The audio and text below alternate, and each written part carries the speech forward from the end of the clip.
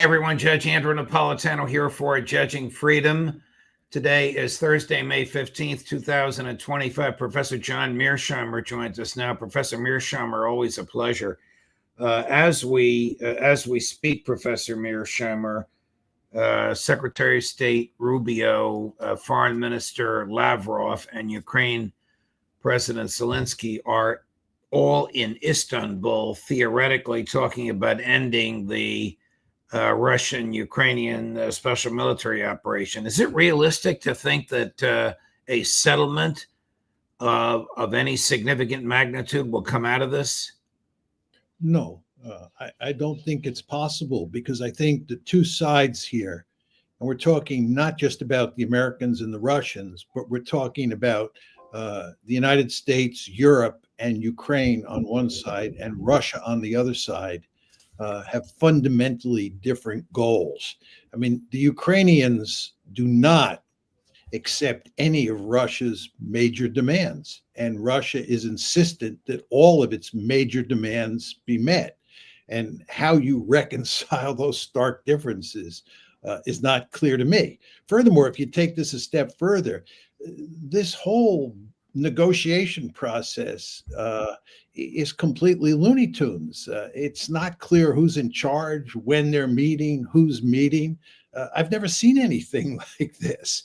And when you have tough substantive differences between the two sides, to maximize your chances of getting some sort of agreement, the diplomatic process has to be handled in a smart way. And this is anything but a smart way. So this is nowhere.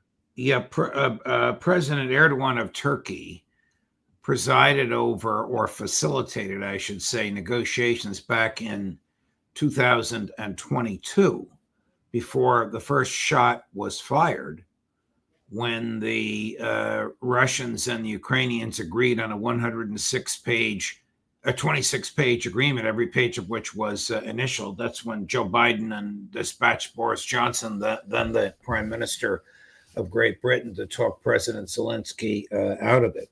Are they naive enough to think that hundreds of billions of dollars and 1 million lives and 3 years later will produce a similar outcome? It's hard to believe that they think that. But I believe they think if they prolong this war, they can wear the Russians down, and the Russians will ultimately give up and we will win. I think this is foolish in the extreme. I think the Ukrainian military is in deep, deep trouble. I think the Russians are going to just conquer more territory if the war goes on, and more Ukrainians are going to die.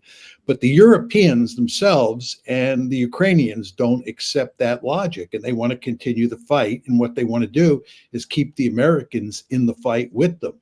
And go ahead. Here's the nominal spokesperson for the Europeans, Prime Minister Starmer, just a few hours ago. Chris, cut number one. What's happened today is further evidence that it's Putin who is dragging his feet. It is Putin who is causing the delay in a ceasefire.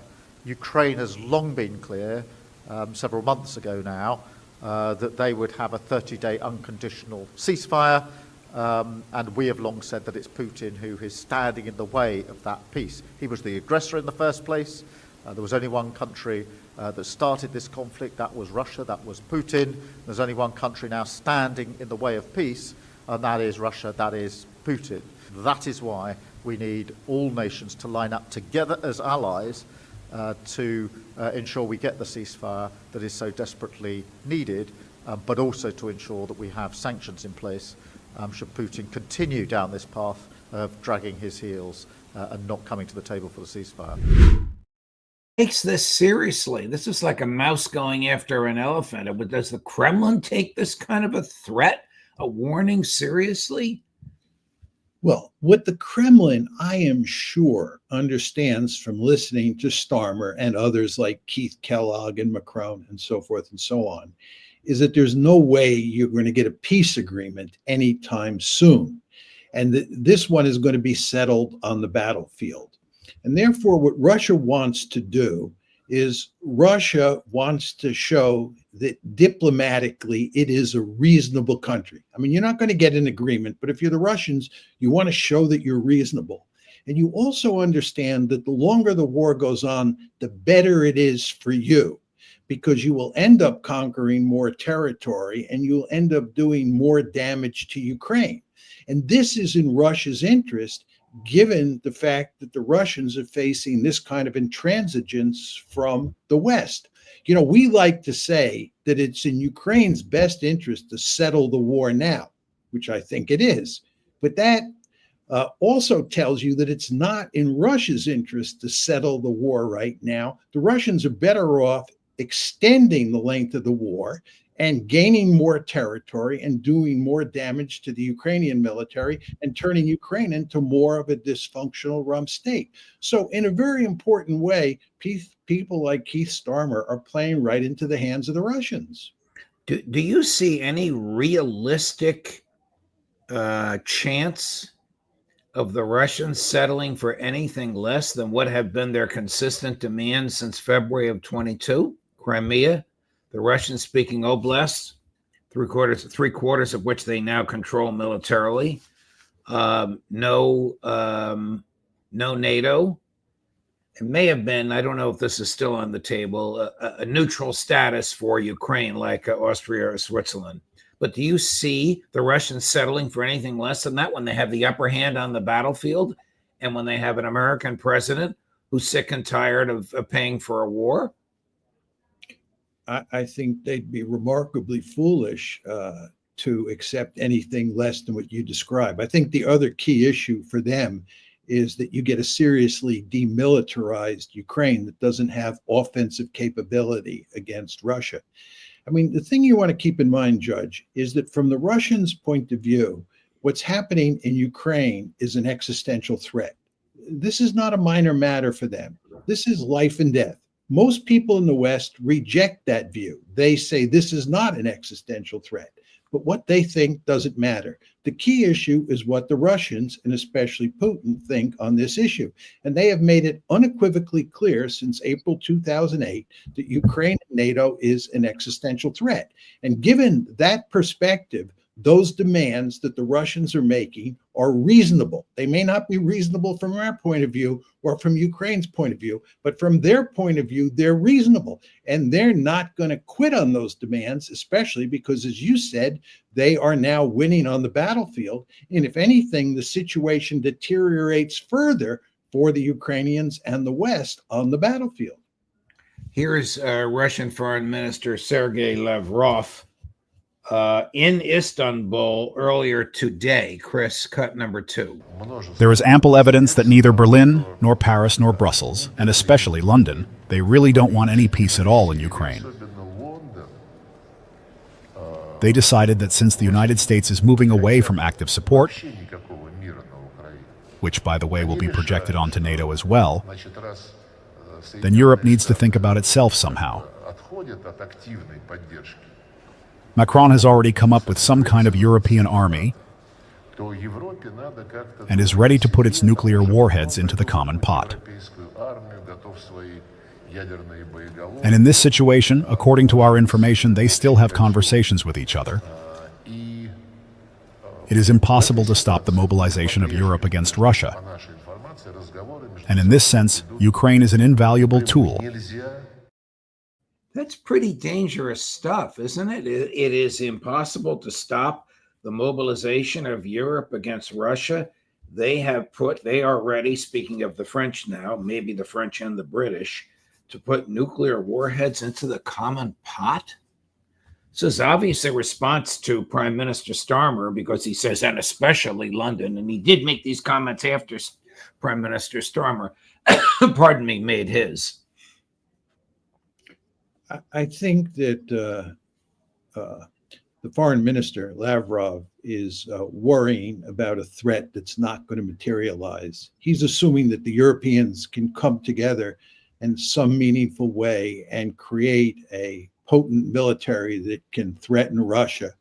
and that they can use French nuclear weapons or maybe French and British nuclear weapons to gain coercive leverage over Russia. This is simply not going to happen. If anything, the Europeans are going to squabble among themselves. They don't have much military capability to begin with. They're all in economic trouble, and the idea that they're going to, turn each one of their militaries into the Wehrmacht is not going to happen. And with regard to nuclear weapons, French nuclear weapons matter for virtually zero in the Ukraine conflict. And the same is true of British nuclear weapons. So I think that Mr. Lavrov can relax. He doesn't have to worry much about the Europeans presenting a military threat. The big problem that he faces is that, as you said, and as Lavrov himself said, the Europeans are not interested in peace. They're interested in continuing the war. But the Europeans want the Ukrainians to do the fighting. The Europeans don't want to build up a formidable military capability and do the fighting themselves. I wonder how interested in peace the Americans are.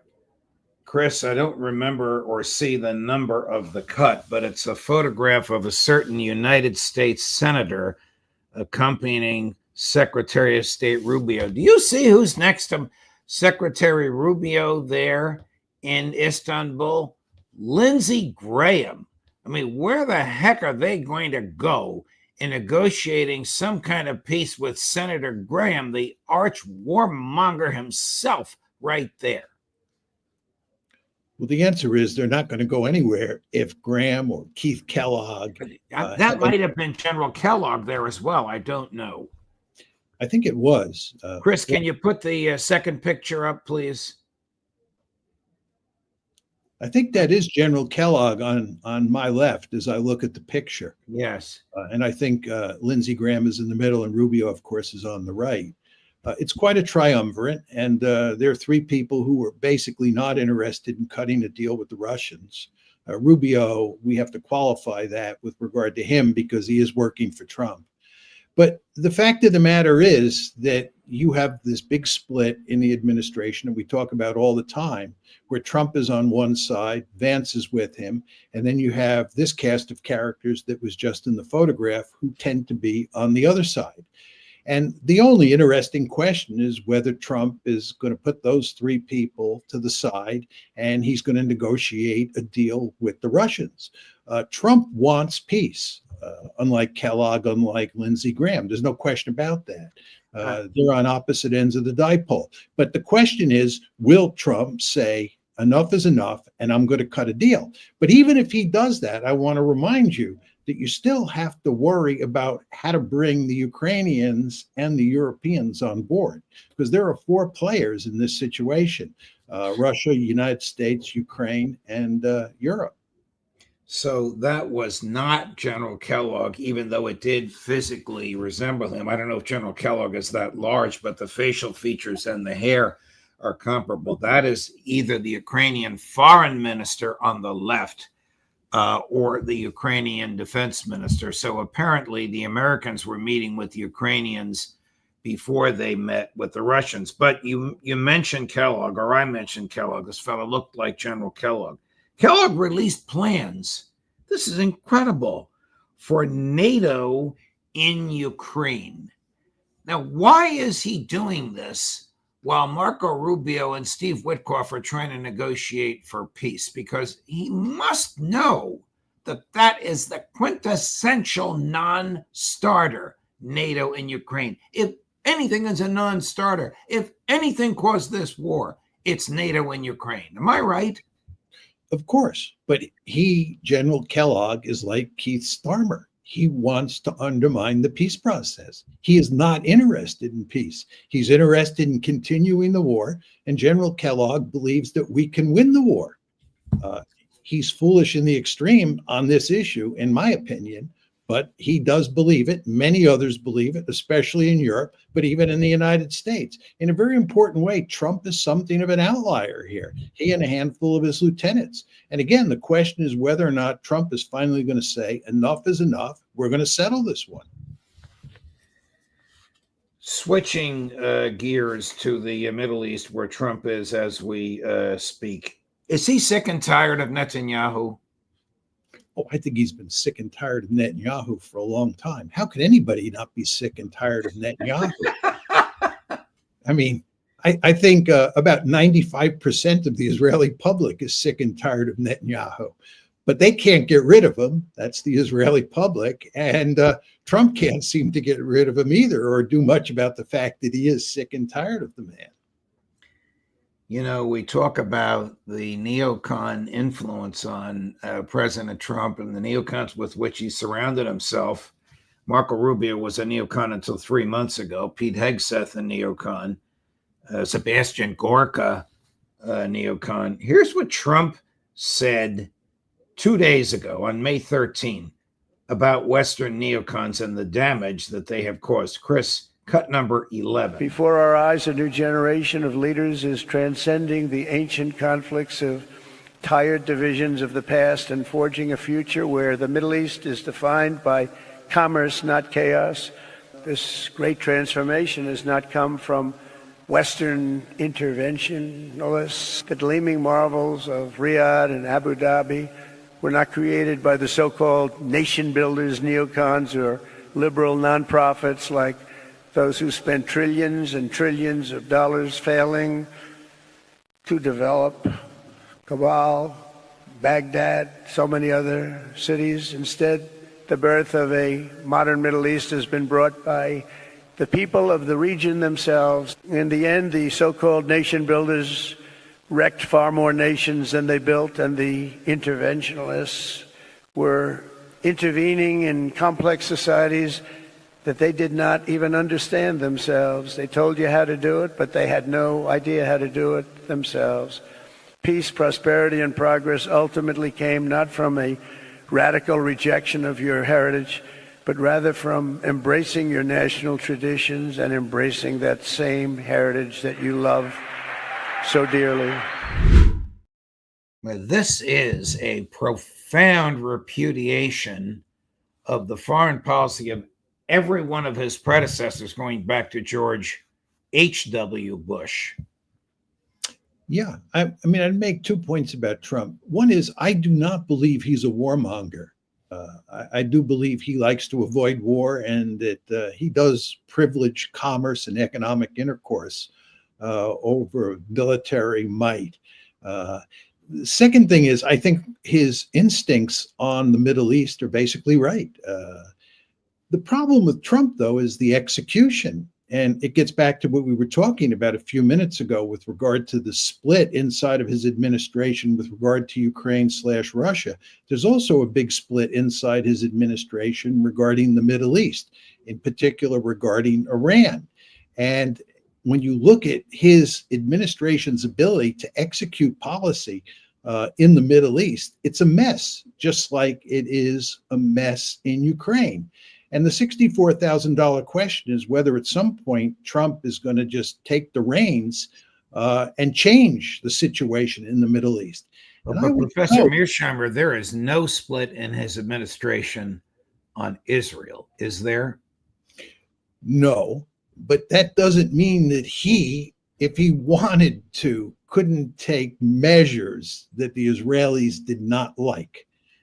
I tend to think that that's almost impossible to do, but I may be wrong. But what will it take to get Netanyahu, short of removing him from office, to stop his mass murder, which continues day after day, hour after hour? We just saw before you came on here, I can't run it because it's too incendiary, a missile striking a hospital as people were walking in and out, and you can see the people who were walking in and out have been incinerated at the end of the video. It's horrific. Well, he has to decide that he is going to put enormous pressure on Netanyahu to get him to agree to a ceasefire. You want to remember that right before he was inaugurated on January 20th, he sent Steve Witkoff to talk to Netanyahu, and they got a ceasefire. And that ceasefire lasted a few weeks. Then the Israelis walked away. But that's one example of where Trump was able to get Netanyahu to agree to a ceasefire. There's no question that the administration has the ability, it has the wherewithal to exercise a huge amount of coercion over Israel because Israel is so dependent on the United States. But the problem, as we've talked about ad nauseum, is that the lobby invariably gets in the way. And when Trump or any other president plays hardball with the Israelis, the lobby moves in and the president, whoever it is, backs off. And the question you have to ask yourself is, given the genocide in Gaza, and given the fact that more and more people in the mainstream media are saying this is a genocide, and more people in the mainstream media, not the alternative media that we occupy, but the mainstream media are saying that this has to cease, may mean that he is willing to put pressure on Netanyahu to end the genocide and to move toward a ceasefire. But then the question is, what does he do after that? What is the future of Gaza? And that's another huge question looming out there. Right. Well, further to what you just said, Professor Mearsheimer, about the mainstream media, I mean, the largest cable network in Europe is Sky News. Here is a Sky News reporter. I don't know her. Her name is Yalda Hakim, ripping the Israeli ambassador to the UN. I think he's the ambassador to the UN. We know him. He's very strident. Danny Danon. Watch this, cut number 15. We have briefed this council in great detail on the extensive civilian harm that we witness daily. Death, injury, destruction, hunger, disease, torture, other cruel, inhuman, or degrading treatment. We have described the deliberate obstruction of aid operations and the systematic dismantling of Palestinian life. This degradation of international law is corrosive and infectious. It is undermining decades of progress on rules to protect civilians from inhumanity and the violent and lawless among us. That was Tom Fletcher. And Ambassador Danon, he goes on to say, stop the 21st century atrocity in Gaza. Will you act now decisively to prevent genocide in Gaza and to ensure respect for international humanitarian law? I just want to get your reaction to what Tom Fletcher was saying. We are in this war because of Hamas, period. If you want to blame somebody, blame Hamas. Ambassador Danon, I'm not talking about Hamas, a terrorist organization. I am talking about you, the state of Israel, as a responsible actor. For the last 19 months, the world has been watching the way that you have prosecuted this conflict, the way that aid has been prevented from reaching the most needy. In the last 2 months, 73 days, we have seen that there has been no aid that has entered Gaza. So while you can deflect and say that this is Hamas's responsibility, at the end of the day, you are the governing power in Gaza. You have a responsibility to ensure that there is no famine and starvation in Gaza, which is what the world, including your allies and partners, are now accusing you of. And it's gone beyond accusation. They are saying that they are seeing it in real time take place. So the only starvation in Gaza is the starvation of the hostages. What a cold-hearted SOB he is, and what an uplifting statement from mainstream media from this reporter. He would have been right at home in Nazi Germany. Yes. Yes. I mean, but this is just one example of what's going on. If you read editorials in The Guardian, editorials in the FT, editorials in The Economist, what Piers Morgan is saying, all sorts of people are now speaking out against the genocide. The pressure is building. And as I said to you before, the issue on the table is whether or not Trump will be able to ride this wave and put great pressure on Israel to put an end to the genocide and do something for the plight of the Palestinians. I want to ask you one or two other questions, a little bit off the beaten path. Does the United States need a Defense Department budget of $1 trillion? It's almost absurd to say this. $1 trillion, as Trump and Hegseth have proposed. No, they don't. They could spend substantially less money, and we would be more secure than we are now. And what all this defense spending does is it allows us to run around the world and get into trouble. If we had a more limited budget, we would prioritize what are the principal threats that we face in the world, and we would focus on those threats, and we would not run around the world creating other threats that weren't there until we turned them into threats.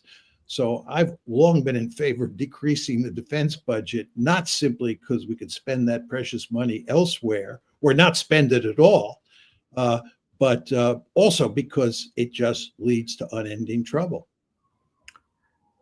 Were you, as a graduate of West Point and a veteran of the Air Force, at all scandalized when Trump embraced a former Al-Qaeda commander who now claims to be the president of Syria, and who, according to our people, Scott Ritter among them, with his own hands killed Americans? That's obviously my first instinct. But then I say to myself, look, American presidents sometimes do these sorts of things. I mean, take Franklin D. Roosevelt. He had to basically become an ally of Joseph Stalin in World War II for the purposes of defeating Adolf Hitler. I'm sure it was very distasteful for Roosevelt to have to jump in bed with Stalin. But sometimes you do what you have to do. And the question you want to ask yourself is, how should we think about Syria today? The fact is that this former terrorist is now the head of Syria. And we, I believe, have a vested interest in turning Syria into a functioning state. Going to war against al-Jilani because he was a terrorist who killed Americans wouldn't be in the interest of the Syrian people, and it wouldn't be in our interest either. Okay. So I think that, you bite your tongue and you do what you can to help him turn Syria into a viable state. Let me pick up on that and further your argument. I can't imagine that Netanyahu and his government were pleased when Trump embraced this guy and said, I'm going to drop the sanctions. They don't want that, do they? No. The sanctions against Syria. Yeah, no, that's exactly right. There are actually two cases now where Trump has acted in ways in the Middle East that the Israelis are not happy with. One is Syria, as you described it. The other is with regard to the bombing campaign against the Houthis. Yes, which Trump announced would end without even giving the Israelis a heads up. Yeah. Although, can the White House do anything without Mossad knowing about it in advance? Well, I think you can rest assured that most of the time they're fully aware of what's going on. But again, with Trump, a lot of what happens inside his head.